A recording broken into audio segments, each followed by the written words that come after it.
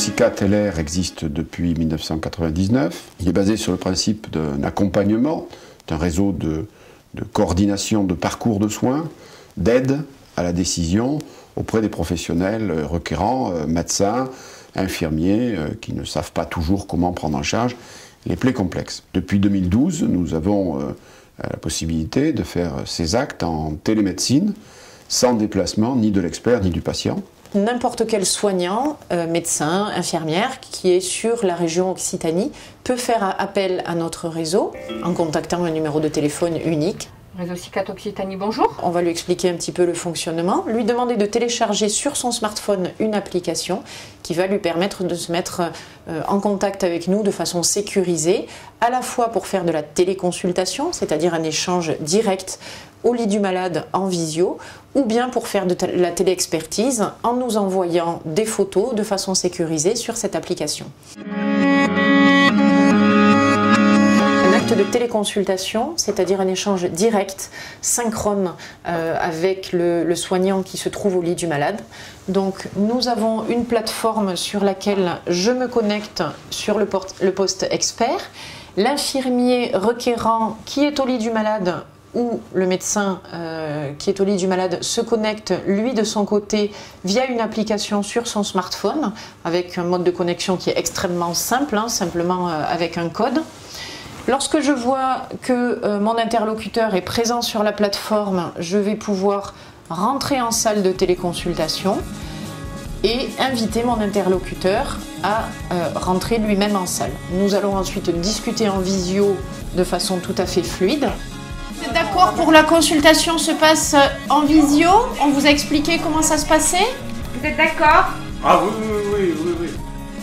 Voilà, et bien écoutez, merci beaucoup pour votre collaboration et on essaie avec les infirmières de prendre des nouvelles dans quelques temps, voir si ces quelques mesures ont été efficaces. Très bien, merci à vous. D'accord. Merci. C'est bien.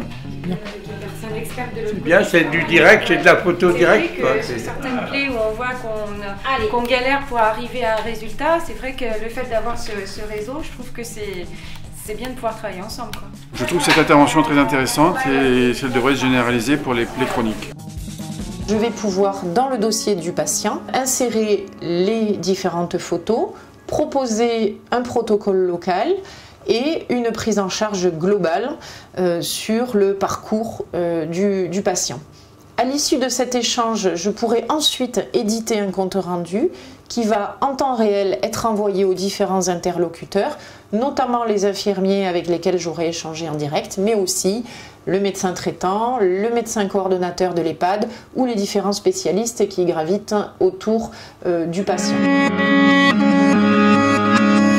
Dans le cadre de la téléexpertise, la seule nuance notable, c'est que l'échange ne se fait pas en direct et de façon synchrone, mais toujours via l'application, les requérants vont envoyer des photos de façon sécurisée et lorsque je me connecte sur la plateforme, je vais pouvoir récupérer ces photos et renseigner le dossier du patient et mettre un avis sur les propositions de prise en charge. Donc vous voyez ici les différentes photos qui sont arrivées sur la plateforme que je vais pouvoir insérer dans le dossier. Qu'il s'agisse de téléconsultation ou de téléexpertise, dans le cadre de notre réseau, ça n'est qu'une petite partie de l'activité puisque la prise en charge du patient, c'est surtout la coordination de son parcours de soins pour rendre sa prise en charge optimale dans la mesure où la plupart de nos patients sont des patients fragiles et porteurs de nombreuses comorbidités.